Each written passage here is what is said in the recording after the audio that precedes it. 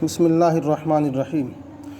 बच्चों, ये है 1 ईयर उर्दू डिप्लोमा कोर्स का पार्ट नंबर 2 दाल समूह। आज हम आपको दाल समूह और वाव के मुतालिक बताएंगे। सभी बच्चे इसको ध्यान से सुने और इस पर गौर करें। दाल समूह के अंदर भी 3 हुर्फ होते हैं, जैसे दाल, डाल और जाल। इससे पहले हमने आपको रा समूह के बारे में बताया था।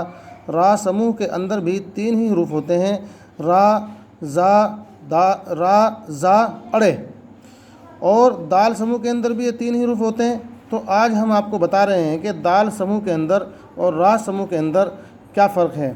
जैसा कि हमने आपको बताया था पहले पार्ट में कि रा, अड़े और जा ये बिल्कुल सीधे सीधे बनते हैं, लेकिन दाल, डाल और जाल ये थोड़े से इस तरह से इनकी आकृति को घुमाया गया है। आप इसको देखिए, इस तरह से घुमा करके ऐसे बनते हैं, इस तरह से घुमा करके ऐसे बनते हैं।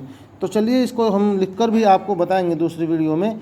यहाँ हम आपको सिर्फ पढ़ने के बारे में बता रहे हैं। दाल समूह के जो 3 वर्ण हैं, ये तीनों के तीनों वर्ण आयोजक होते हैं और इनके अंदर भी अगर इनको हम अलिफ़ के साथ मिलाते हैं, अलिफ़ पहले आ जाए या अलिफ़ बाद में आ जाए, तो दाल के साथ में दाल का जो रूप है, दाल का या डाल का या जाल का, इनकी जो शक्ल है वो नहीं बदलती। इसी तरह से जैसे आप देख रहे हैं दाल और रे के समूह की आकृति के अंदर जो विशेष ध्यान दीजिए, इसके अंदर जो फ़र्क मैंने अभी आपको बताया है। यहाँ आप देखिए, ये रा है, ये अड़े है, ये जा है, ये दाल है, ये डाल और ये जाल। डाल के नीचे यहाँ पर ये हट गया है, बना हुआ नहीं है, मैं इसको बना देता हूँ। ये देखिए, दाल, डाल और जाल, इसके ऊपर ये तोय बनाना पड़ेगा हमें। नुक्ता लिखा हुआ है लेकिन तोय बनाना पड़ेगा। तो ये आपका रे हो गया, ये जे हो गया, अड़े हो गया और ये जे हो गया। इसी तरह से ये दाल हो गया, ये डाल हो गया, ये जाल हो गया।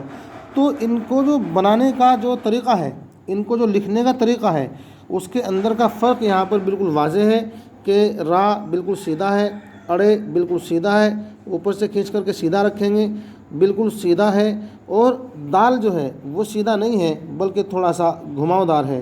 डाल भी थोड़ा सा घुमावदार है और जाल भी थोड़ा सा घुमावदार है। सभी आयोजकों की तरह दाल समूह के वर्ण के शब्द आरंभिक, मध्य और अंतिम स्थान अपनी आकृति नहीं बदलते।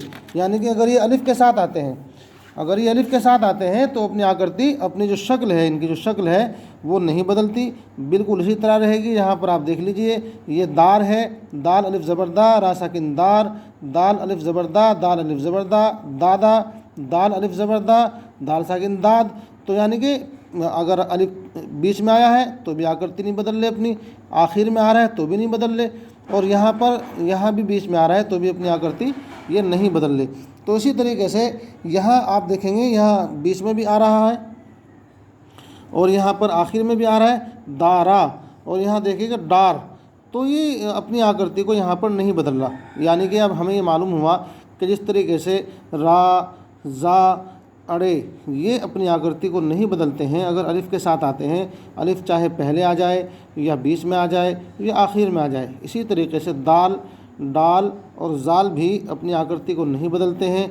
अलिफ़ चाहे बीच में आ जाए, पहले आ जाए या आखिर में आ जाए।